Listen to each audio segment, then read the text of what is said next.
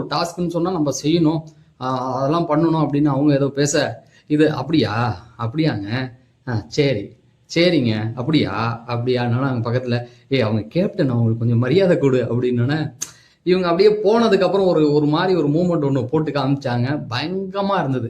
I think இது லைவ்ல எபிசோடில் வந்ததுன்னா வேற லெவல் சீனாக இருக்கும். ஸோ இன்னைக்கு மொதல் நாளே அடிச்சு விட்டாங்க. இனிமேல் எஃப்ஜே வந்து தொடர்ந்து 3 நாளாக அவங்க கிட்ட வம்புக்கு போயிட்டு இருந்தான். இன்னைக்கு செஞ்ச செய்கையில் முடிஞ்சு போச்சு. வெளியில் ஃபயரை விட்டுக்கிட்டு இருக்காங்க. ஐ திங்க் 3வது இப்போ திவாகர், இந்த பக்கம் சபரி 3வது இடத்துல இவங்க வரத்துக்கு வாய்ப்புகள் நிறையா இருக்குது. சொல்ல முடியாது 2வது இடத்துக்கு கூட வீணா வருவாங்க.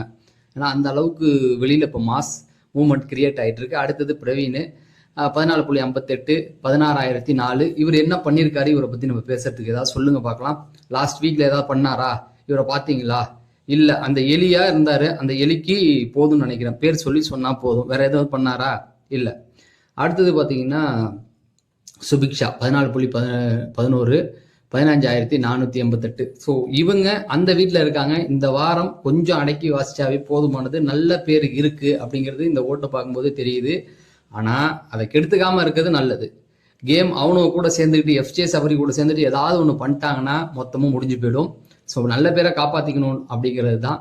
அடுத்தது பார்த்தீங்கன்னா கலையரசன் 12.49 13,718 ஓட்டுகள். இப்போ ஆக்சுவலி இவருக்கு ஓட்டு இருக்காது, வெளில போயிடுவார்னு நினைச்சா ஓட்டுகள் உள்ள ஆரம்பிச்சிருச்சு. சம்திங் இவங்க மக்களுக்கு பிடிக்காதவங்களை வெளியில் அனுப்பணுங்கிறதுக்காக இவருக்கு ஓட்டு ஏறி இருக்கலாம். பட் அதை புரிஞ்சுக்கிட்டு விளாண்டா போதும். துஷார் 11.8 12,960 ஓட்டுகள் வாங்கியிருக்காரு. இவரும் ஒரு சேஃபான இடத்துல இருக்காரு. என்ன பார்வதி கிட்ட ரிவெஞ்ச் எடுக்கலாம் அப்படின்னு